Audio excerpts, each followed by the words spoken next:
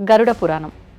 అయితే మనకు చాలామంది చెప్తూ ఉంటారు, మనం చేసే తప్పొప్పులను బట్టి మనకి ఏదైతే శిక్షలు పడాలో అవన్నీ కూడా గరుడ పురాణంలో క్లియర్‌గా రాసుంటుంది అని చెప్పి. ఇంకొకటి చనిపోయిన వారి దగ్గర మనకు ఏదైతే భగవద్గీత వినిపిస్తుంటారో, ప్లే చేస్తుంటారో అసలు చేయాల్సింది గరుడ పురాణం గురించి చెప్పాలి అని చెప్పి కూడా కొన్ని సందర్భాల్లో వింటుంటాం. గరుడ పురాణం చిన్న పుస్తకం కాదు, ఆ! అది చాలా పెద్ద పుస్తకం. ఇది విష్ణుమూర్తి సాక్షాత్తు గరుత్మంతుడికి చెప్పిన విషయం. ఇప్పుడు ఏ జన్మ ఎత్తాలనేది మనం పాపాల పుణ్యాలను బట్టి అదే డిసైడ్ అవుతుంది. మనం డిసైడ్ చేసుకునే అవకాశం ఉంటుందా? భగవంతుడే డిసైడ్ చేస్తాడా అది కూడా? ఈ పాప పుణ్యాల బట్టి ఒక డెసిషన్ ఆల్రెడీ ఆయన పెట్టేశాడు. ఆహా! నీ యొక్క పాప పుణ్యాల బట్టి ఏ జన్మ ఎక్కడితో ఎవరితో ఎలా లింక్ అవ్వాలి ఒక సాఫ్ట్వేర్ క్రియేట్ చేశాడు ఆయన.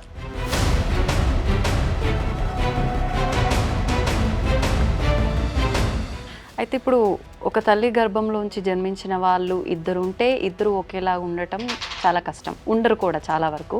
కానీ ఎక్కడో ఒక దగ్గర మనతో పోలిన వాళ్ళు, మన రూపంతో ఉండే వాళ్ళు 7 ఉంటారని చెప్పి అంటూ ఉంటారు. అది నిజంగా ఉంటారా?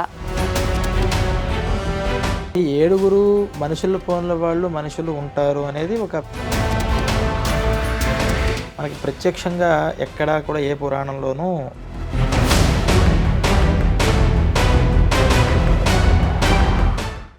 నమస్కారం. Welcome to I dream. ధర్మ మార్గం విత్ విజిత కార్యక్రమానికి స్వాగతం.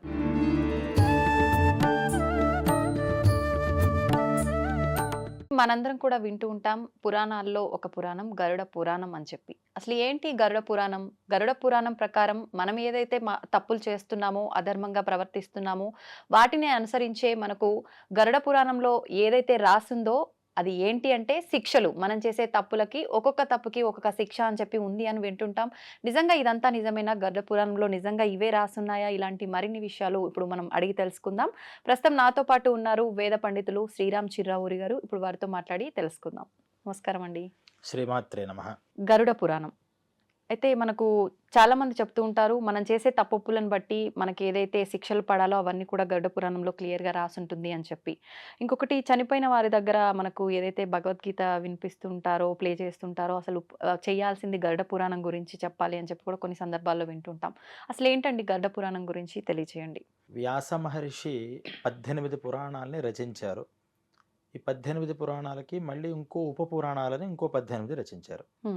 ఈ 18 పురాణాలలో ఒక పురాణం గరుడ పురాణం. అంటే ఈ పురాణాలు వ్యాసుడు ఎందుకు రచించవలసి వచ్చింది అంటే, పూర్వం పురాణ జ్ఞానం ఏదైతే ఉందో అదంతా వేదంలో చెప్పబడిన విషయాలే. వేదానికి బాగా కనెక్ట్ అయ్యే మనుషులు ఉండేవారు, అంత ఆయుష్ ఉండేది. కాబట్టి డైరెక్ట్గా వాళ్ళు వేదాల్లోనే వేదాధ్యయనం ద్వారా వేదాలు చదవడం వల్ల తెలిసేవి. కానీ మరి కలియుగంలో మన ఆయుష్యే 120 సంవత్సరాలు. కానీ 120 ఎవరు బ్రతకట్లేదు. ఈ బ్రతికే దాంట్లో అంత జ్ఞానాన్ని తెలుసుకోవాలన్నా కష్టం. అది కూడా రా మెటీరియల్లో ఉంటుంది. వేదంలో ఉన్నటువంటి జ్ఞానం అది అర్థం కావడం కష్టం. అందుకని ఏం చేశారంటే, చక్కగా ఒక కథారూపంగా ఉన్నటువంటి ఆఖ్యాయికలోని వేదంలో ఎక్కడైతే ఉన్నాయో అవన్నిటినీ తీసుకొచ్చి సమకూర్చి ఒక చక్కటి విషయాన్ని ప్రతిపాదన చేశారు. అదే పురాణాలు. వీటిల్లో ఒక పురాణం గరుడ పురాణం. గరుడ పురాణం ఎప్పుడు జరిగింది అంటే, ఇది విష్ణుమూర్తి సాక్షాత్తు గరుత్మంతుడికి చెప్పిన విషయంగా వ్యాసుల వారు రచించారు. అంటే ఏవో వేదాలలో సాక్షాత్తు వేదమంతా కూడా భగవంతుడి యొక్క వాక్యాలే కదా, అవన్నీ భగవత్ స్వరూపం ఇంకా చెప్పాలంటే. అలా గరుత్మంతుడు దర్శించినటువంటి వేద మంత్రాలు అని మనం అనుకోవచ్చు. ఆ మంత్రాలు యొక్క సారాంశాన్ని తీసుకొచ్చి కథారూపంగా తీసుకొచ్చారు. దాంట్లో ధర్మాలు కూడా ఉంటాయి. అయితే అందరూ ఏమనుకుంటారంటే గరుడ పురాణం అంటే ఏదో చిన్నగా ఉంటుంది, దాంట్లో ఓన్లీ శిక్షలు మాత్రమే చెప్పబడతాయి ఇంకోటి అని ఒక ఉంది. అంటే మెయిన్ దాంట్లో ఉన్నటువంటి కంటెంట్ మనం చూస్తే కళ్ళు తిరిగి పడిపోతాం. అంటే మొత్తం 3 కాండలు దాంట్లో ఉన్నాయి. మొదటిది ఆచార కాండ అని. అంటే మనం ఏం ఆచరించాలి అనేది ఉంటుందా?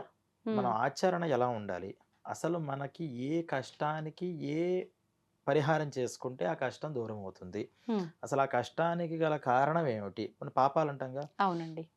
ఇలా ప్రతి వ్రతాలు అన్నీ చెప్పుకుంటూ వెళ్ళారు. ఒకటి కాదు. దాంట్లో విషం కనుక వస్తే, ఏదైనా క్రిమికీటకాలు వస్తే ఆ విషాన్ని ఎలా పరిహరించుకోవాలి అనే విషయాలతో సహితంగా 240 అధ్యాయాల్లో చెప్పారు ఆచారకాండ. ఇదంతా కూడా పూర్వఖండం అంటారు. ఉత్తరఖండం అంటే సెకండ్ హాఫ్. దాంట్లో మళ్ళీ 2 కాండలు ఉన్నాయి. ఒకటి ప్రేతకాండ, దీన్ని ప్రేతకల్పం అంటారు. ఆ! అలాగే బ్రహ్మకాండ అని. వీటిల్లో ఏం చెప్పారు అంటే, ఇది మళ్ళీ 50 అధ్యాయాలేమో ప్రేతక ప్రేతకాండ అంటే ప్రేతకల్పం ఉంది. హ్మ్. 30 అధ్యాయాలేమో బ్రహ్మకాండ ఉంది. ఆ! టోటల్ 320 అధ్యాయాలు. ఇప్పుడు ఈ ప్రేతకాండలో ఏముంటాయి? ప్రేతకాండలో మనిషి ప్రేత అంటే ఏంటి? గమనిస్తూ ఆ! గా వెళుతూ ఉండేవాడు. అంటే ఎప్పటిదాకా తన శరీరంలో ఇప్పుడు ఒక శరీరం ఉంది. హ్మ్. అతని పేరేంటి? అతను అడ్రెస్ ఎక్కడ? ఏంటి? అని చెప్పగలుగుతాం. అవును. కానీ ప్రేతకి అడ్రెస్ ఉండదు. ఆ! అది ఏ అడ్రెస్ లేనివాడు హ్మ్. అని. అడ్రెస్ లేనివాడికి ప్రేత అని పేరు.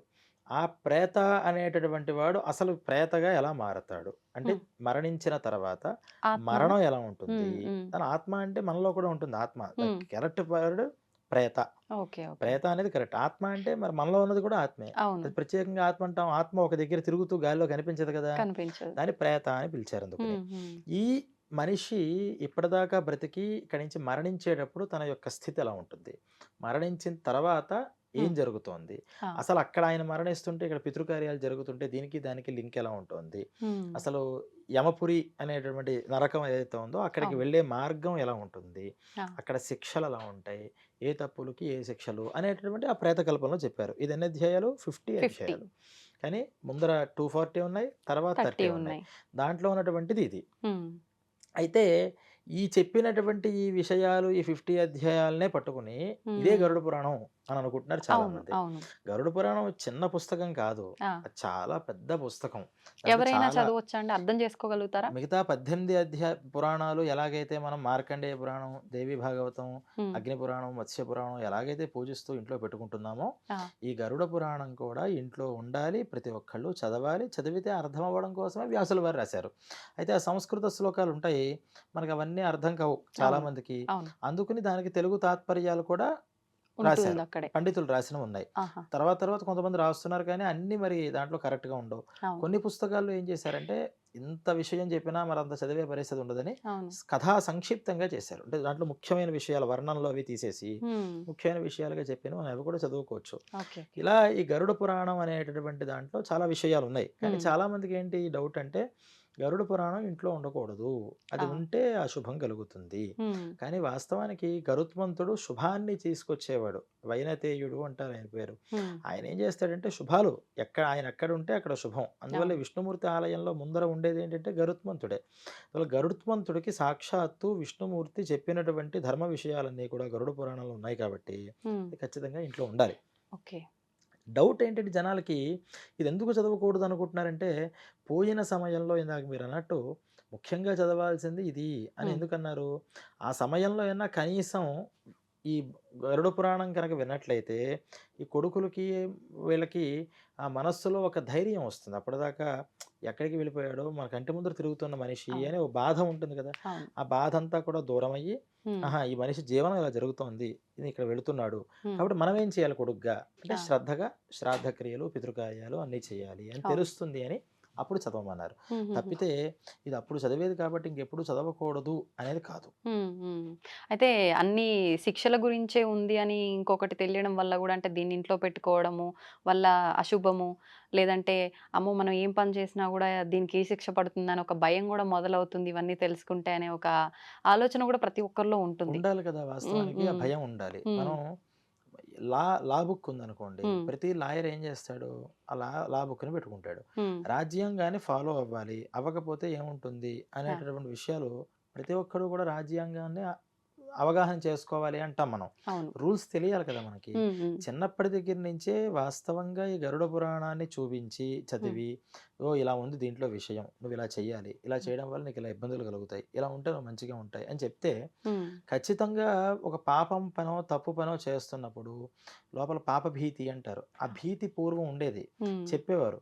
అంటే పురాణాలు డైరెక్ట్‌గా ప్రింటింగ్‌లో లేకపోయినా, ఆ! ఈ పురాణాల్లో ఉన్న విషయాలు ఖచ్చితంగా ప్రతి ఇళ్లలో ఉండేవి. హ్మ్. అందువల్లే అసుర సంధ్య వేళ పడుకోకూడదురా రాక్షస అవును. బుద్ధులొస్తాయి అని చెప్తూ ఉంటారు. హ్మ్. అంటే ఎప్పుడు ఏ పాపం చేస్తే ఏది జరుగుతుంది అనేది మన ఇళ్లలోనే ఉండేది. ఉండేది. ప్రింటింగ్‌లు లేవు కదా అప్పుడు. అవును. అవును.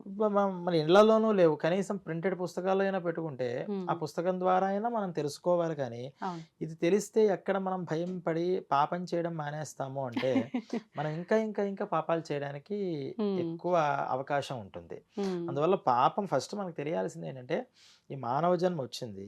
వచ్చిన తర్వాత మనం జాగ్రత్తగా దీన్ని ఎలా లీడ్ చేయాలి అని అవును. తెలియాలి. ఏది చేయాలి, ఏది చేయకూడదు అనేది హ్మ్. ఫస్ట్ తెలియాలి. ఏది పొరపాటున చేయకూడని పని చేసాం. హ్మ్. పొరపాటున అంటే కావాలని కాదు. కావాలని కాదు. తెలియక చేసాం. ఆ!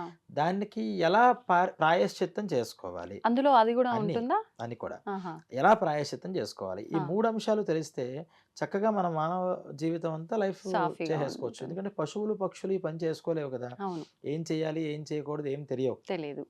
వాటికున్నదేంటంటే ఆహారం, దాన్ని ఎలాగో అలాగా సంపాదిస్తాయి. సంపాదించుకోవడం. వాటికి కూడా కొన్ని నియమాలున్నాయి. హ్మ్. ఆశ్చర్యం ఏంటంటే పశువులు ఆ నియమాన్ని అతిక్రమించవు. హ్మ్. సింహానికి విపరీతమైన ఆకలి వేస్తున్నా అది గడ్డి కానీ, ఆకులు కానీ తినదు. తినదు.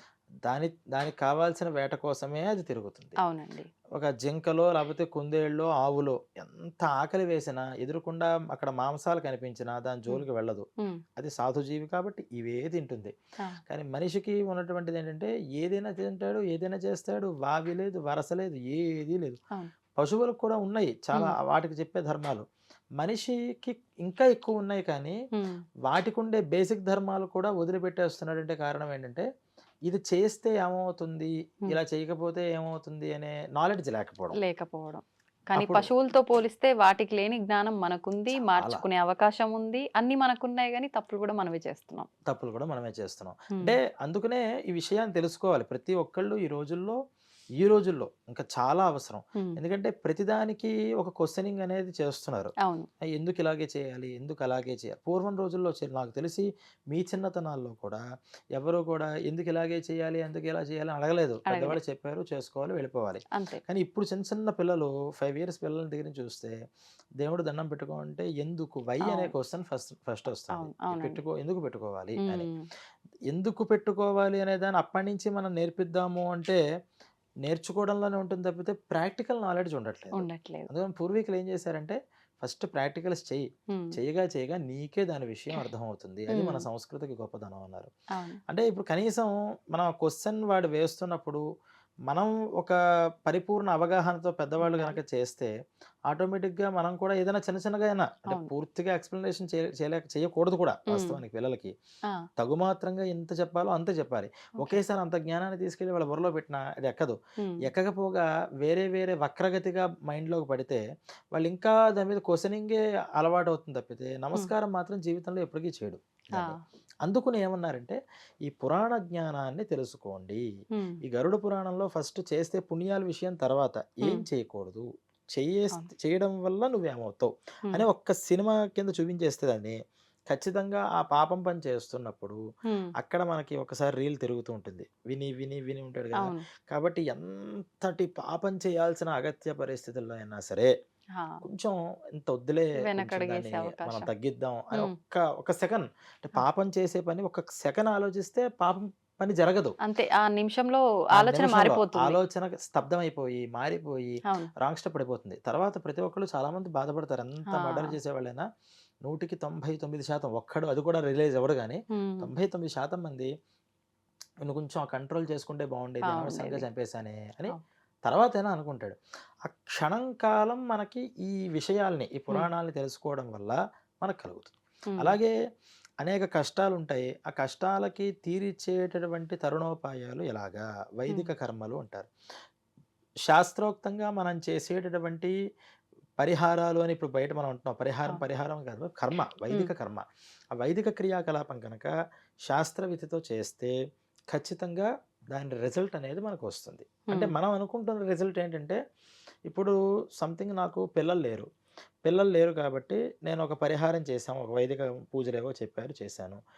నేను అనుకుంటున్న రిజల్ట్ ఏంటంటే, ఇప్పుడు హ్మ్. జనరల్ పబ్లిక్‌కి నాకు పిల్లలు కలగాలి. అవును. నేను చేసుకున్నాను. ఈ మంత్ చేశానంటే నెక్స్ట్ మంత్ నాకు గుడ్ న్యూస్ వినిపించాలి. ఇది హ్మ్. మనం అనుకునే కానీ శాస్త్రం ఏం చెప్తోందంటే, నువ్వు చేసే కర్మ నీకు ఫలితం ఇవ్వడం అనేటటువంటిది భగవంతుడి చేతిలో ఉంది. కర్మ ఏం చేస్తుంది అంటే ఫలితాన్ని డైరెక్ట్‌గా ఇవ్వదయ్యా. ఆ! కర్మ ఇంకో కర్మని నాశనం చేస్తుంది. అంటే ఆ! ఏదైతే పాపకర్మ నీకు పిల్లలు లేకుండా అడ్డుపడుతోందో, దాన్ని ఈ కర్మ వెళ్లి క్లోజ్ చేస్తుంది. హుహుహు. క్లోజ్ జరిగిన తర్వాత పిల్లలు ఎప్పుడు ఇవ్వాలి అనేది భగవంతుడు. అంతా మరి కర్మల ద్వారానే, పూజల ద్వారానే ఫలితాలొచ్చేస్తాయి. భగవంతుడు ఏం చేస్తాడు మధ్యలో? అంటే భగవంతుడిని కర్మ ఫల ప్రదాత. హ్మ్. అంటే నువ్వు కర్మ చేసావు. ఈ కర్మ ద్వారా ఆ కర్మ అంతా కూడా నాశనమైంది. నువ్వు చేసినటువంటి సత్కర్మకి నీకు ఎటువంటి ఫలితం ఇవ్వాలి అనేటటువంటిది ఏ టైంలో ఇవ్వాలి. హ్మ్. నేను నెక్స్ట్ మంతే నాకు కావాలనుకున్నాను. హ్మ్. కానీ నెక్స్ట్ మంత్ నీకు ఒకవేళ మీ భార్య ప్రెగ్నెన్సీ వస్తే ఆ! ఆ 2, 3 మంత్స్ తర్వాత మళ్ళీ పోయే అవకాశం కూడా ఉంది అని భగవంతుడు గ్రహించి, హ్మ్. ఈ 4 మంత్స్ అయిన తర్వాత మనం ఆ పని చేద్దామయ్యా! అప్పుడే ఓహ్! స్టాండర్డ్‌గా సాఫీగా. ఉంటుంది ఆ! కదా! అని ఆలోచిస్తాడాయన. ఓకే. అందువల్లే ఆయన్ని మనం మధ్యలో పెట్టుకొని ఈ కర్మలు చేసేది. హ్మ్. లేకపోతే ప్రతి ఒక్కళ్ళు కూడా భజనలు చేసుకుంటూ భగవంతుడికి నమస్కారం చేస్తే అయిపోతుంది కదా! అవును. అలాగా చేయమనలేదు. హ్మ్. లేదా భగవంతుడు అనేవాడు లేడు. ఈ పూజలు చేసేస్తుంటే ఇలా హోమాలు చేస్తే ఆ దేవతలు మనకు ఫలితం ఇచ్చేస్తారు అని హ్మ్. కూడా అనట్ల. దీన్ని చేయాలి. భగవంతుడిని ఆశ్రయించు. హ్మ్. నువ్వు ఇది చేస్తే నీకు ఎప్పుడు ఏ ఫలితం ఇవ్వాలి అనే డెసిషన్ భగవంతుడు తీసుకుంటాడు. ఆ! అలా లేకుండా నాకు ఈ రోజే కావాలి, రేపే కావాలి అని చిన్న పిల్లలాగా మనం మాట్లాడుతుంటే, అవును. ఆ కర్మలు నిజంగా భగవంతుడు ఏమనుకుంటాడంటే మనం కూడా చూస్తూ ఉంటాం కదా! హ్మ్. ఇళ్ళలో కూడా ఒక 10:00 దాకా నువ్వు టీవీ చూడమ్మా, తర్వాత చూడొద్దు అని పిల్లలకి చెప్తాం. హ్మ్. కానీ వాళ్ళు ఇదొక్కటే వెబ్ అవును. సీరీస్ వస్తుంది. ఇంకొక అరగంట, గంట అని చేస్తే మనం ఖచ్చితంగా ఏం చేస్తాం? అప్పుడు ఆపేసి వాళ్ళు ఇబ్బంది పడతారు. అవును. ఇదేంటి ఇది ఆపేస్తున్నారు? నేను హ్మ్. చూద్దాం అనుకుంటున్నాను కదా! నాకెందుకు చూపించట్లేదు? మర్నాడు కావాలంటే నువ్వు ఇంకో 2 అవర్స్ చూడు. అవును. రాత్రి 10 తర్వాత వద్దు అని మనం అంటాం. హ్మ్. వాళ్ళ దృష్టిలో రూల్స్ అనేవి ఉండకూడదంటాం. ఉండకూడదు. అందువల్ల భగవంతుడు మనకి ఎప్పుడు ఏ ఫలితాలు ఇవ్వాలో తెలిసి ఆయన ఇస్తాడు కాబట్టి, ఆయన్ని మనం శరణవేడి, ఈ చేసిన కర్మంతా కూడా నీకు నేను అర్పణ చేస్తున్నాను అని చేస్తారు. హ్మ్. అందుకని ఫస్ట్ నాలెడ్జ్ మనకు కావాల్సిందేంటంటే, అసలు పాపం అంటే ఏంటి? పాపకర్మ వల్ల వచ్చే ఫలితం ఏంటి? ఈ హ్మ్. 2 మనం తెలుసుకుంటే, మనం ఫస్ట్ లైఫ్‌ని కరెక్ట్‌గా లీడ్ చేయగలుగుతాం. లోకంలో ఇబ్బందులు అంటే తప్పు చేస్తున్న ప్రతి ఒక్కళ్ళకి తెలీదా తప్పని? ఈరోజు ఇన్ని అన్యాయాలు చేస్తున్నవాళ్ళు, అవును. అక్రమాలు చేస్తున్నవాళ్ళు, లేదా అకృత్యాలు చేస్తున్నవాళ్ళు, వీళ్ళెవ్వరికీ కూడా చేస్తే తప్పని తెలీదా అంటే తెలుసు తప్పని. హ్మ్. కానీ తప్పుకి వచ్చే శిక్ష ఏమిటి హ్మ్. అనే దగ్గర ఏంటి మహా అయితే కేసు నిరూపిస్తే కదా! 10 ఆ! ఏళ్ళో, 15 ఏళ్ళో పడుతుంది. ఈ లోపల మనం కొంచెం ఏదన్నా ఉపయోగించామంటే సెట్ అవుతాం. అవును. లేదు ఇదంతా అయ్యే టైంకి అసలు ఈ లోపల నేను ఎంజాయ్ చేస్తాను కదా! అనే ఒక అంటే శిక్ష అంటే ఇక్కడ మనకు రాజ్యాంగం విధించేటటువంటి శిక్షలు మాత్రమే అని హ్మ్. అనుకుంటున్నారు. హ్మ్. కానీ గరుడ పురాణంలో ఏం చెప్పారంటే రాజదండన, యమదండన అని 2 ఉన్నాయి. ఆ! రాజదండన అంటే ఇప్పుడు మనకు ప్రభుత్వం వేసే ఐపీసీ శిక్షలు ఇవన్నీ కూడా. ఓకే. ఓకే. ఇది దీన్ని ఎవరైనా తప్పించుకోగలుగుతారట. ఎందుకంటే పూర్వం నుంచి కూడా రాజులన్నీ మన ప్రభుత్వాలు ఎంత గట్టిగా ఇవన్నీ సెక్షన్స్ పెట్టినా ఎక్కడో ఒక లూప్ హోల్ దొరుకుతుంది అవును. మనిషికి. అవును. పూర్వం నుంచి కూడా ఉన్నాయి. హ్మ్. కానీ దీన్ని మిస్ అవ్వగలుగుతారు. కానీ రాజదండలు కూడా భయపడేవారు. హ్మ్. ఎందుకంటే అది కఠినంగా ఉండేవి అప్పట్లో. దీన్ని కూడా ఖాతరు చేయకుండా దీని నుంచి అలా మనం మిస్ చేయొచ్చు, ఇలా అబద్ధం ఆడొచ్చు అనుకున్న వాళ్ళు కూడా హ్మ్. పైన నరకంలో యమధర్మరాజు దగ్గర శిక్షలు తప్పించుకోలేరు అని హ్మ్. క్లారిఫికేషన్ అక్కడ ఇచ్చారు. ఎప్పుడైతే ఆ శిక్షల గురించి తెలిసాయో, ఈ శిక్షల గురించి భయం ఉన్నా లేకపోయినా ఆ శిక్షల్ని దృష్టిలో పెట్టుకొనైనా జాగ్రత్తగా ఉంటారు అని ఇప్పుడు కొంతమంది తెలిసి చేస్తుంటారు. కొన్ని కొన్ని మనం తెలియకుండానే అంటే ఎదుటివారి విషయంలో కొంచెం మనం ఏదైనా దురుసుగా మాట్లాడినా గూడా అది తప్పు కిందకే వస్తుంది. అది కొన్ని సందర్భాల్లో మనం కావాలని గూడా మాట్లాడం. అంటే తప్పు తెలిసి చేసినా, తెలియక చేసినా శిక్ష అనేది ఖచ్చితంగా ఉంటుందంటారా? ఉంటుందది. ఈ తప్పులు గురించి, పాపాల గురించి వివేచన చేస్తూ 3 రకాలుగా ఉంటాయి ఏ పాపమైనా. మనస్సుతో చేసేది, నోటితో చేసేది, బై యాక్షన్ చేసేవి. 3 రకాలు. త్రికరణాలు అంటాంగా ఆ! వీటి ద్వారా. ఇవి 2 విధానాలు. హ్మ్. ఒకటి జ్ఞానంతో చేసేవి, ఒకటి అజ్ఞానంగా చేసేది. అంటే తెలిసి చేసేవి, తెలిసి. తెలియక చేసేవి హ్మ్. అని. అప్పుడు మళ్ళీ 6 వెరైటీస్ అయ్యాయి మొత్తం. ఆ! వీటిల్లో ఎలా వస్తాయి ఫలితాలు? ఇప్పుడు గోహత్య అనేటటువంటిది ఒక పాపం. అవును. ఉదాహరణకు తీసుకోండి. హ్మ్. ఆవుని చంపడం అని అర్థం. హ్మ్. గోహత్య అంటే అదేగా. అవును. ఈ చంపడం 3 విధానాల్లో ఎలా వస్తుంది? హ్మ్. ఆవుని చంపుతాను అని నోటితో అన్న గోహత్య పాపం వస్తుందన్నారు. ఆ! ఆవుని చంపుదాం అని మనస్సులో అనుకున్నా గోహత్య పాపం వస్తుంది. హ్మ్. ఆవుని చంపినా గోహత్య పాపం వచ్చేస్తుంది. సమానమైన ఫలితం ముగ్గురికి. సమానం కాదు. హ్మ్. ముగ్గురికి గోహత్యా పాపం అయితే వస్తుంది. వస్తుంది. దాన్ని మనం సమానం అని చెప్పలేము. హ్మ్. హ్మ్. ఎందుకంటే నోటితో అంటే ఎంత పాపం వస్తుందో అంత ఫుల్‌గా 100% వస్తుంది. ఆ! కానీ నోటితో చెప్పిన 100% బై యాక్షన్ చేసే 100% ఈక్వలా అంటే హ్మ్. మనం దాన్ని ఈక్వల్ చేయలేము. ఎలాగా అంటే లీటర్‌ని, కేజీని ఈక్వల్ చేయగలుగుతామా? లీటర్‌ని లేకపోతే స్పీడ్‌ని ఈక్వల్ చేయగలుగుతామా? చేయలేం. దేని కాలిక్యులేషన్ దానిదే. అవును. అలా ఈ పాపం అనేది 3 రకాలుగా వస్తుంది. హ్మ్. మరి ముగ్గురికి ఎలాంటి శిక్షలుంటాయి అంటే, యాక్షన్‌గా చేసినప్పుడు బై యాక్షనే శిక్ష అనుభవిస్తాడు. ఆ! శిక్ష అంటే రియాక్షన్ అది. అవును.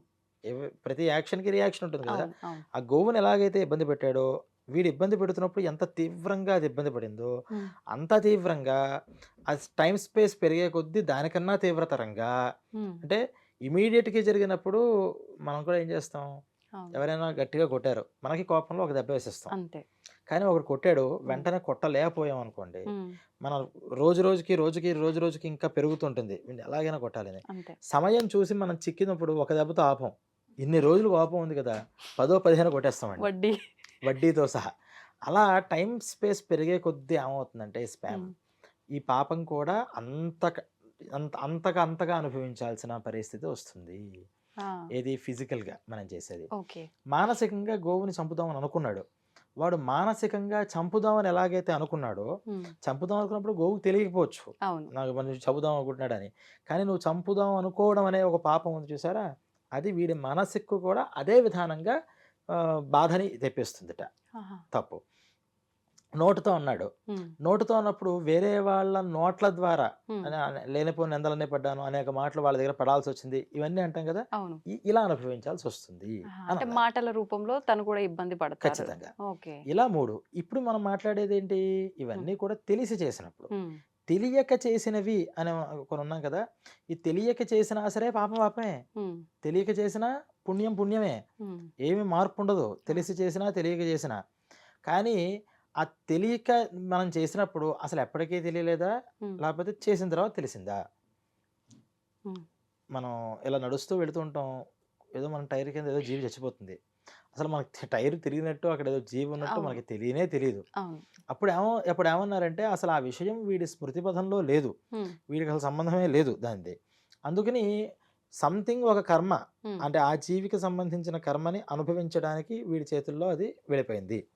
ఆహా! కానీ మనం ఇలా వెళ్ళిన తర్వాత సంథింగ్ ఏదో మన కారు కింద పడిందిరా అని కార్ ఆపి వెనక్కి చూసాడు. ఆ! వెనకాల ఏదో ఒక కుక్కో, పిల్లో ఇది కనిపించింది. ఇది ఎప్పుడైతే మన దృష్టిలో పడిందో హ్మ్. ఫస్ట్ మనకు రావాల్సిందేంటి? రియలైజేషన్ రావాలి. పశ్చాత్తాపం రావాలి. అవును. ఆ పశ్చాత్తాపం ఎప్పుడైతే వచ్చిందో ఆటోమేటిక్‌గా మనకి తెలియక చేసిన పాపంలో సగం పాపం పోయింది. హ్మ్. మిగతా సగం మనం తర్వాత అంటే దానికి దగ్గరకి మనం అక్కడ రోడ్డు మీద పడేయకుండా, మన పని మనం చూసుకోకుండా దానికేదో చేయాల్సిన పనులుంటాయి కదా కొన్ని. అవును. అలా చేసేవి. లేపోతే అయ్యో! పాపం ఇలాగా అనుకోకుండా చేశానే, నేను చూసుకుంటూ కొంచెం జాగ్రత్తగా వెళితే బావుండేదే హ్మ్. అని వీడు పశ్చాత్తాపం ఇమ్మీడియేట్ పశ్చాత్తాపం వేరు. దాని కంటిన్యూషన్ వేరు. హ్మ్. హ్మ్. దీన్ని దృష్టిలో పెట్టుకుని తర్వాత సార్లు కూడా రోడ్డు మీద వెళ్తున్నప్పుడు కొంచెం జాగ్రత్తగా చూసుకోవడం అనేది ఏదైతే పెట్టుకుంటాడో, అవును. అప్పుడు 100% పాపం తెలియక చేసినవి పోతాయి హ్మ్. అన్నారు. మీకు అర్థమైందా చెప్పింది? అర్థమైంది. అర్థమైంది. అంటే తెలియక చేసినప్పుడు కూడా పాపం వస్తుంది. వస్తుంది. కానీ ఎటువంటి పాపం అది అంటే జస్ట్ పడినటువంటి ఒక మురికి నీళ్ళు లాంటివి. అది వెంటనే ఇంకో శుద్ధమైన నీళ్ళు పోస్తే పోతాయి. హ్మ్. కానీ తెలిసి చేసిన పాపం గ్రీజ్ లాంటిది. అది హ్మ్. దాన్ని ఒక పోదు. పట్టాన కడుక్కుందాం అంటే వదిలించలేం. పోదు. చాలా ప్రయత్నం చేయాలి. హ్మ్. అది. అమ్మో! నిజంగా ఇందాక అనుకున్నాం తప్పులు చేయకుండా ఉంటాం ఇవన్నీ తెలుసుకుంటే అని గాని అసలు ఫస్ట్ ప్రతి కదలికకి భయంగా ఉంటదేమో ఇవన్నీ వింటే అనిపిస్తోంది ఇప్పుడు. అంటే భయం కన్నా ఫస్ట్ అలర్ట్‌నెస్ వస్తుంది హ్మ్. మనకి. హ్మ్. మనకి మిలిటరీ ట్రైనింగ్ ఇస్తారు కదా! అవును. ట్రైనింగ్ ఇచ్చినప్పుడు వాళ్ళు ఒక పద్ధతిని నేర్పిస్తారు. అది చూస్తే మనకెంత భయంకరంగా ఉంటుంది. అవును. బాబోయ్! 4కి మొహం నీళ్ళు పోసేస్తారట, ఆ! ఫుడ్ పెడతారట, రోజు 10 కిలోమీటర్స్ పరిగెట్టిస్తారట, ఇవన్నీ అనుకుంటాం. హ్మ్. కానీ నిజంగా అది చేస్తే ఉండేటటువంటి ఆరోగ్యం కానీ, వాళ్ళ జీవనం కానీ ఎంత గొప్పగా ఉంటుంది. అంతే. అంటే కొంచెం కష్టం పడినా మనం ఈ అలర్ట్‌నెస్ ఎప్పుడూ కూడా మన మైండ్‌ని, మన శరీరాన్ని, మన మాటని అదుపులో పెట్టుకోవడం అనేది హ్మ్. దీని ద్వారా గరుడ పురాణం ద్వారా ప్రతి మనిషికి అలవాటైతే హ్మ్. ఖచ్చితంగా పాపాలు అనేవి రెడ్యూస్ అయిపోతుంటాయి. మనకు హ్మ్. మనం హ్మ్. ఆటోమేటిక్‌గా మనం క్యాలిక్యులేషన్ చేసుకోక్కర్లా. హ్మ్. మాక్సిమం పాపాలు తగ్గిపోతాయి. ఆ! మాక్సిమం పాపాలు. ఓకే. అయితే మీరు ఇందాక చెప్పారు 3 భాగాల్లోంచి ఆచరణ మొదటిది అని చెప్పి. అయితే ఈ ఆచరణ మనం చదువుకొని, తెలుసుకొని అందులో ఉన్నవి గనక మనం ఆచరిస్తే ఈ రెండవ అధ్యాయంలోకి వెళ్లి ఇబ్బందులు పడే అవసరం అవన్నీ రాకుండా ఉంటాయంటారా? కరెక్ట్ ప్రశ్న. హ్మ్. అసలు ఫస్ట్ ఆచారకాండ అని చెప్పింది దేనికంటే ఇదంతా కూడా రూల్స్. ఈ రూల్స్ ఫాలో అవ్వండి అన్నారు. హ్మ్. ఆ రూల్స్ యాజ్ ఇట్ ఈస్‌గా ఫాలో అయిపోతే మనకేమి అసలు రూల్ అతిక్రమిస్తే కదా శిక్ష అనేదొస్తుంది. అవును. అవును. శిక్ష లేదు. కానీ రూల్స్ అతిక్రమించావు. హ్మ్. అతిక్రమించినప్పుడు ఏమవుతుంది అని చెప్పేదే ఈ ప్రేతకాండ. ప్రేతకాండ. హ్మ్. మరి దాని బ్రహ్మకాండ అన్నారు గదా! దాంట్లో ఏముంటుంది? ఈ బ్రహ్మకాండ విషయంలో హ్మ్. అసలు పరబ్రహ్మతత్వం అంటే ఈ నరకలోకంలోకి వెళతారు. ఆ! ఈ వెళ్ళిన వాళ్ళంతా ఏమవుతారు మళ్ళీ? హ్మ్. మళ్ళీ క్షీణే పుణ్యే మర్త్యలోకం విశంతి. అటు పుణ్యం చేసినా, ఇటు పాపం చేసినా మొత్తం ఎంటైర్‌గా అనుభవించలేము హ్మ్. ఎక్కడా కూడా. నరకానికెళ్ళిపోతాము అంటే, ఆ! నరకంలో మొత్తం మనం చేసిన పాపాలన్నీ అనుభవించేసి ఫ్రెష్‌గా ఇక్కడికి దిగడానికి అవ్వదు. ఆ! స్వర్గానికెళ్ళిపోయామంటే లైఫ్ లాంగ్ అక్కడ సెట్ అయిపోం మనం. హ్మ్. నువ్వు ఎంత క్వాంటిటీలో చేశావో, అంత క్వాంటిటీలో నువ్వక్కడ అనుభవించడానికి నీకు టైం పెడతారట. అదేంటి అంటే, హ్మ్. మనం ఇక్కడికొచ్చాం కదా! ఇప్పుడు సంథింగ్ ఒక ఆడ, ఒక మగ, ఒక కుటుంబం ఇలా మనం కొన్ని అవును. లింకేషన్స్ బంధాలు. పెట్టుకొని హ్మ్. వచ్చేసాం. హ్మ్. ఇలా వచ్చిన దానికి ఇగో వీళ్ళు 60 ఇయర్స్ బ్రతకాలి. వీళ్ళు 80 ఇయర్స్ బ్రతకాలి. హ్మ్. దీంట్లో ఇంత పుణ్యం, ఇంత పాపం ఇతను అనుభవించాలి అని ఒక అకౌంట్ మనకు క్రియేట్ చేసి హ్మ్. ఇక్కడికి మనల్ని డౌన్‌లోడ్ చేశాడు ఆ! భగవంతుడు. ఆ! ఈ అకౌంటే మనకుందా? హ్మ్. అంటే ఇన్ని కోట్ల జన్మలు ఎత్తి మళ్ళీ పుట్టాం ఇదేనా మనకని? కాదు. హ్మ్. ఈ జన్మలో మనం ఎంత అనుభవించగలుగుతామో అంత పెట్టి పంపించాడు. ఆహా! అది ఎప్పుడైతే పూర్తయిందో ఇక్కడి నుంచి మళ్ళీ మనం అటు నరకమో, మళ్ళీ స్వర్గానికో వెళ్ళిపోతుంటాం. హ్మ్. అలాగే అక్కడ కూడా ఇతను చేసిన పాపాలు ఇన్ని పాపాలు ఈ నరకంలో అనుభవించాలి. హ్మ్. ఇన్ని పుణ్యాలు ఈ స్వర్గంలో అనుభవించాలి అని ఒక కాలిక్యులేషన్ చేసి సర్టైన్ టైమ్‌ని పెట్టి అక్కడికి పంపిస్తాడు మనల్ని. ఆ టైం తను డిసైడ్ ఆ చేస్తాడు. టైం మన భగవంతుడే చేతుల్లో డిసైడ్ లేదు. మన చేతి అందుకనే కాలం హ్మ్. కాలస్వరూపం అంటారు. భగవంతుడు అంటే ఎవరంటే టైం ఆయన. అంతే. ఈ టైం డిసైడ్ చేసి పంపిస్తాడు. ఆ హ్మ్. టైం అయిపోయిన తర్వాత నాకు ఇంకొంచెం ఏమైనా అకౌంట్ ఉంటే అది కూడా క్లియర్ చేసేసుకుంటానన్నా ఉంచరు అక్కడ నరకంలో. ఆహా! ఇది అయిపోయింది నాన్న వెళ్ళిపో ఇక్కడి నుంచి అంటారు. ఓకే. స్వర్గంలో కూడా నేను కొంచెం పాత అకౌంట్లు ఏమైనా ఉంటే క్లియర్ చేసుకుంటానంటే కుదరదు. హ్మ్. నువ్వు వెళ్ళిపోవాలి అర్జెంట్‌గా ఫస్ట్ ఇక్కడి నుంచి అంటారు. ఆ! మళ్ళీ వాళ్ళు ఏం చేయాలి? మళ్ళీ ఇక్కడికొస్తారు భూమి హ్మ్. మీదకి. భూమి మీదకి రావడం వల్ల ఎందుకు పంపిస్తూ ఉంటాడంటే, చేసిన ప్రతి పాపము, అటు పుణ్యము అంటే దేవతలు కూడా పాపాలు చేశారుగా. హ్మ్. పాపాలు అనేవి భూమి మీదే కాదు, అన్ని లోకాలలోనూ పాపపుణ్యాలున్నాయి. ఆ! కానీ పుణ్యాన్ని అనుభవిస్తూ ఇప్పుడు పాపాన్ని దేవతలు పాపాలన్నారు గదా! హ్మ్. అంత జ్ఞానం తెలిసి మనందరిని నడిపిస్తున్న వాళ్ళు పాపాలు చేయడం అంటే ఏంటి? దేవతలు వేరు, దేవుడు వేరు. హ్మ్. భగవంతుడు అంటే దేవుడు అంటాం. హ్మ్. దేవతా శక్తులు చాలా ఉంటాయి. ఆ! ఆ శక్తులు కూడా మనలాగానే భూమి మీదకి ఒకసారి అంటే భగవంతుడిచ్చే ఒక అవకాశం హ్మ్. మానవ జన్మ అంటే భూమి మీద. అందుకనే భూలోక మానవుడికే చాలా గొప్పతనం. హ్మ్. అందరి దేవతలు కూడా మనల్నే చూస్తుంటారట. ఎంత అదృష్టం నాయనా మీరు. హ్మ్. మేమంతా చేసాము అంటే కొత్త కొత్త కర్మలు ఇక్కడేమి సృష్టించుకోవడానికి లేదు. కానీ పాపం డైరెక్ట్‌గా అనుభవించకుండా హ్మ్. ప్రాయశ్చిత్త రూపంగా కడిగేసుకునే ప్రాసెస్ భూమి మీదే ఉంది. హ్మ్. వేరే లోకాల్లో లేదు. ఆహా! ఖచ్చితంగా అనుభవించాల్సిందే అక్కడ పుణ్యమైనా, పాపమైనా. హ్మ్. కానీ భూమి మీద ఏంటంటే పుణ్యం అనుభవించొచ్చు అవును. కావాలంటే. అవును. లేదా అంతా మళ్ళీ భగవంతుడికి తిరిగి ఇచ్చేయొచ్చు. హ్మ్. పాపం అనుభవించొచ్చు. లేదా పాపం అనుభవించకుండానే హ్మ్. దాన్ని క్లియర్ చేసుకోవచ్చు. ఓకే. ప్రాయశ్చిత్తాలు అంటాం కదా! మనం అవును. అవును. ఇవన్నీ. వీటి ద్వారా చేసుకోవచ్చు. హ్మ్. అందుకని ఎంత అదృష్టవంతులై భూలోక మానవులు అంటారు. మరి ఈ దేవతలు ఎక్కడి నుంచి పుట్టుకొచ్చారు అంటే ఈ భూమి మీద వాళ్ళకిచ్చినటువంటి అంటే నంబర్ 1 హ్మ్. ఇతను ఉత్తమ విద్యార్థి. హ్మ్. చాలా బ్రిలియంట్ అని ఎలాగైతే ఒక గ్రేడ్ ఏస్తారో, ఆ! అలా ఇక్కడ ఈ భూమి మీద వాళ్ళ జీవనం చాలా ఉత్తమంగా చేసిన వాడికి ఇంక ఇక్కడ మళ్ళీ వద్దులే ఇతను కొంచెం ప్రమోషన్ ఇచ్చాం కదా! అని వీళ్ళని మళ్ళీ దేవతా లోకాల్లోకి పంపిస్తూ ఉంటారు. హుహు. అందుకనే ఇక్కడ అందుకనే మనం ఇది ఇది కొంచెం అర్థం అవ్వడానికి ఏం చెప్పారు? హ్మ్. ఇక్కడ 1000 యజ్ఞాలు చేస్తే ఇంద్ర పదవి వస్తుంది. వింటాం కదా! అవును. అందువల్ల ఇంద్రుడికి కోపం వస్తూ ఉంటుంది. ఇక్కడ హ్మ్. పుణ్యాలు చేసేవాళ్ళు, తపస్సు చేసేవాళ్ళు భంగం చేయడం కోసం అప్సరసలను పంపిస్తూ ఉంటారని మనం ఆ! చిన్నప్పుడు చెప్తూ ఆ! ఉంటాం. ఆ! అంటే అది చిన్నతనంగా అర్థం అవ్వడం కోసం చెప్పడం. హ్మ్. ఇంతలాగా చెప్తే ఎవరికి అర్థమవుతుంది? అవును. ఓ నీ అవును. యజ్ఞాలు అంటే యజ్ఞం అంటేనే తెలీదు. ఏం చెప్తాం? అందుకని ఏమన్నారంటే తపస్సు. కళ్ళు హ్మ్. మూసుకొని తపస్సు చేస్తే వీడు ఇంద్రుడైపోతాడు తర్వాత. అంటే అర్థం ఏంటంటే హ్మ్. ఇక్కడ గొప్ప గొప్ప పుణ్యాలు చేస్తే ఖచ్చితంగా ఇక్కడి నుంచి ప్రమోషన్ వస్తే మళ్ళీ దేవతా లోకాల్లోకి వీళ్ళు వెళ్తారు. హ్మ్. అక్కడి నుంచి ఇంకా ప్రమోషన్ వస్తే వాళ్ళలోనే ఇంకా చాలా పైపైన స్థాయిలు ఇవన్నీ కేటగిరీస్. ఇక్కడ సరిగ్గా మనం చేయలేదు. హ్మ్. డిబార్ అయ్యాం. మళ్ళీ కింద లోకాలకి. అంటే హ్మ్. ఇక్కడ మనం జ్ఞానం ఉన్న మనిషి దగ్గర నుంచి జ్ఞానం లేని పశువు దగ్గరికెళ్తాం. ఆ! ఇంకా తప్పు చేసాం. హ్మ్. ఇలా స్టేజ్ తగ్గుకొని అప్పటికప్పుడు పుట్టి చచ్చిపోతూ ఉంటాయి రాత్రిళ్ళు. అవును. లైట్ పురుగులు, ఆ! చిన్న చిన్న క్రిములు అలా మారిపోయి అప్పటికప్పుడు పోతూ ఉంటాము. అంటే ఎక్కువ పాపం చేసిన వాళ్ళు అంత తక్కువ షార్ట్ టైమ్ జీవంతో ఉండే అంటే ఎక్కువ జీవిగా. పాపము అనేది ఒకటి. హ్మ్. రెండోది ఎక్కువ పాపం కన్నా ఎక్కువ అనుభవాలు ఉండాలి వాళ్ళకి. అంటే అంటే ఎలా? ఒక మానవ జీవితంలో 10 చావుల్ని చూడడం సాధ్యమవుతుందా? హ్మ్. అవ్వాలి అంటే సుమారు ఒక 150, 200 సంవత్సరాలైనా ఎక్కువ పుట్టాలి. సంవత్సరాలు. లేకపోతే అవును. కనీసం 10 ఏళ్ళైనా పుట్టాలి. 10 హ్మ్. రోజులైనా ఉండాలిగా. అంటే ఒకే రోజు చచ్చిపోయి, ఒకే రోజు పుట్టి మళ్ళీ అలా మరణించలేడు కదా! అవును. కానీ జీవనం అంటే అర్థం ఏంటంటే అతనికి 80 ఏళ్ళు. ఈ 80 ఏళ్ళు మొత్తం ఇవన్నీ అనుభవించి మళ్ళీ చావాలి హ్మ్. అనేదోటుంది. హ్మ్. ఇలా 10 జన్మలు ఎత్తాలి. హ్మ్.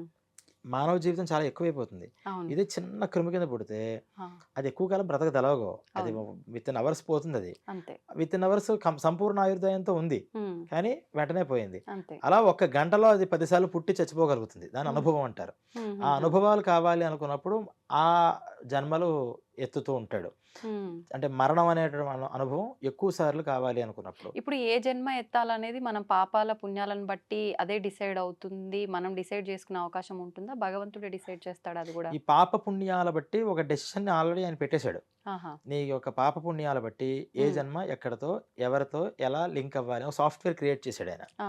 దానికి రోజు ప్రతిసారి ఆడికి ప్రతి మనిషిని ఆలోచిస్తూ కూర్చోడు. ఆయనకి ఇంకో పని లేదా? హ్మ్. ఆయన పనిలో ఆయన ఏమి ఆలోచన స్థితి లేదు.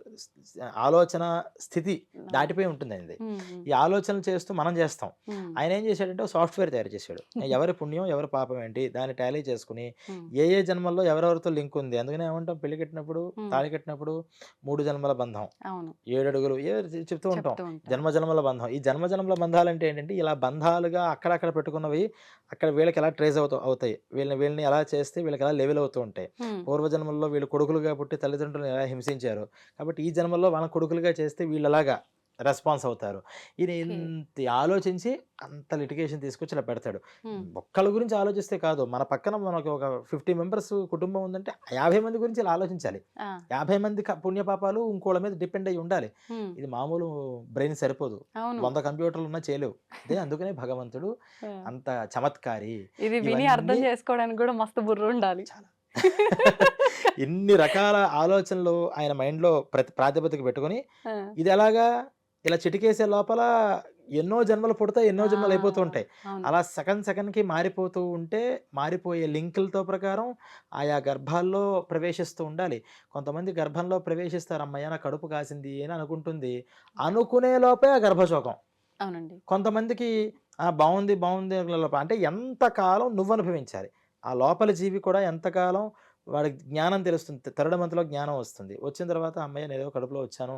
కొంచెం మంచి కడుపేదా, చెడు కడుపా అని లోపల నుంచి ఆలోచిస్తుంటాడు. అవన్నీ గరుడ పురాణాలుంటాయి. హుహు. లోపల ఏం జరుగుతుంది? ఎక్కడ పడ్డానసలు నేను? హ్మ్. నాకేం తెలీదు కదా! ఎక్కడ పడ్డాను అని చూస్తే బయట నుంచి సౌండ్స్ అన్నీ ఇనిపిస్తూ ఉంటాయి లోపలికి. ఆ!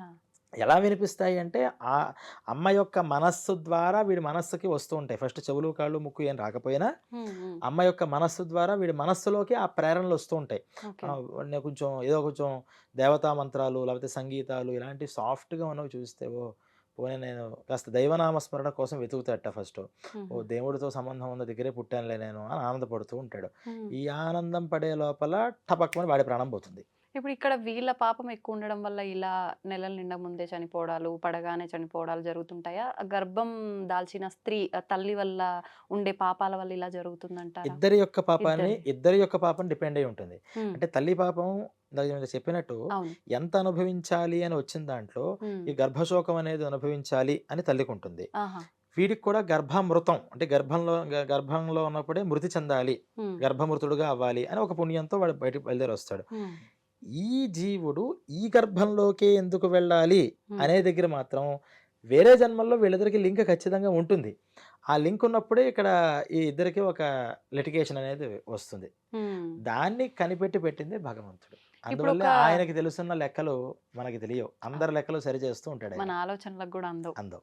అయితే ఇప్పుడు ఒక కుటుంబ విషయంలోనే ఇలా ఉంటుందా? మనం నిత్యం కలిసే ప్రతి ఒక్క పర్సన్‌కి మనకి కూడా ఏదో జన్మలో ఏదో ఒక కనెక్షన్ ఉంటూనే ఉంటుందంటారా? అంటే కుటుంబ విషయం దానికేమన్నారంటే రుణానుబంధ రూపేణ పశు, దార, సుత, ఆలయః అని. హ్మ్. అంటే మెయిన్‌గా మనకొక బాగా అటాచ్‌మెంట్ పెట్టుకుంటేనో, లేపోతే ఏదో రుణం ఉండిపోతేనో, హ్మ్. హ్మ్. మనం వాళ్ళకి తీర్చాల్సిందో, వాళ్ళు మనకు తీర్చాల్సిందో, అది అవును. ఏ రకంగా అయినా, డబ్బే కాదు, ఏ రకంగా అయినా. హ్మ్. అది తీర్చుకోవడానికి ఫస్ట్ 4 బలమైన బంధాలుంటాయి. అవేంటంటే పశువులు, మనం హ్మ్. పెంచుకునేటటువంటి ఇంట్లో ఆవులు కానీ, కుక్కలు కానీ, హ్మ్. పిల్లులు కానీ ఏదైనా కావచ్చు. ఆ! దార అంటే భార్య, సుత అంటే సంతానం, హ్మ్. ఆలయ అంటే మనం కట్టుకున్నటువంటి ఇల్లు, ఆ! ప్రాపర్టీస్ ఇవన్నీ కూడా మనం ఖచ్చితంగా రుణం వల్ల, అనుబంధం వల్ల వస్తాయి. హ్మ్. మిగతావన్నీ కూడా మనకి డైరెక్ట్‌గా సంబంధాలు ఉండవు. హ్మ్. కానీ ఎక్కడో ఈ కేటగిరీకి సంబంధించిన వాళ్ళం అవుతాం. అంటే హ్మ్. స్పోర్ట్స్ కేటగిరీ, స్పోర్ట్స్ అంటే ఇష్టమైన వాళ్ళందరూ అక్కడ స్పోర్ట్స్ దగ్గర గ్రౌండ్స్ దగ్గర ఒక కలిసినట్టు, అవును. అవును. సినిమా అంటే ఇష్టం ఉన్న వాళ్ళంతా సినిమా హాల్ దగ్గర కలిసినట్టు, హ్మ్. ఇలా మ్యాచింగ్ అయ్యే సంస్కారాలు ఉన్న వాళ్ళందరూ మన ముద్రకి వస్తూ ఉంటారు కొంతమంది. హ్మ్. ఇది వాళ్ళందరికీ డైరెక్ట్‌గా మనకు సంబంధం ఉన్నాయా అని మనం ఆలోచించలేం. హ్మ్. ఎందుకంటే ఇన్ని కోటాను కోట్ల మందిలో ఎంతమంది భూలోకం మీద ఉన్నారు. హ్మ్. అట్ ఏ టైమ్ ఇక్కడ భూలోకం మీద మనం అంతా ఉన్నప్పుడే మరి నరకంలో శిక్షలు అనుభవించే వాళ్ళు అక్కడ ఉన్నారు. అవును. ఇప్పుడు ప్రెజెంట్ మళ్ళీ స్వర్గంలో ఉన్నవాళ్ళు ఉన్నారు. హ్మ్. అసలు వాళ్ళు ఇంతకు మునుపు జన్మల్లో ఇక్కడికి ఎలా వచ్చారు? అక్కడికి ఎలా వచ్చారు? ఇవన్నీ ఆలోచిస్తే మైండ్ పిచ్చెక్కిపోతుంది. హ్మ్. మనకు అర్థం కాదు కూడా. అవును. అందుకని ఈ కేటగరీ వైస్‌గా మాత్రం ఖచ్చితంగా ఎక్కడో అక్కడ సంబంధం అనేది ఉంటుంది. ఉంటుంది. కానీ హ్మ్. డైరెక్ట్ సంబంధం భార్య, హ్మ్. బిడ్డలు. ఎప్పుడైతే బిడ్డలు ఉన్నామో బిడ్డలకి కూడా తండ్రితో అదే సంబంధం ఉంటుంది. అంటే మనకి మరి ఇప్పుడు వీళ్ళ తల్లిదండ్రుల గురించి చెప్పలేదు కదండీ ఇక్కడ. అంటే నీ తల్లిదండ్రులకి నీతో సంబంధం ఉందని చెప్పాము అంటే, హ్మ్. నీకు కూడా నీ తల్లిదండ్రులతో సంబంధం ఉన్నట్టే కదా! అవును. అలా ఈ గర్భాన్ని ఇచ్చిన వాళ్ళు మనం ఈ మన గర్భంలో ద ఉండేవాళ్ళు. హ్మ్. వీళ్ళు ఒక బలమైన సంబంధాలతో వస్తూ ఉంటారు అని ఓకే. చెప్తారు.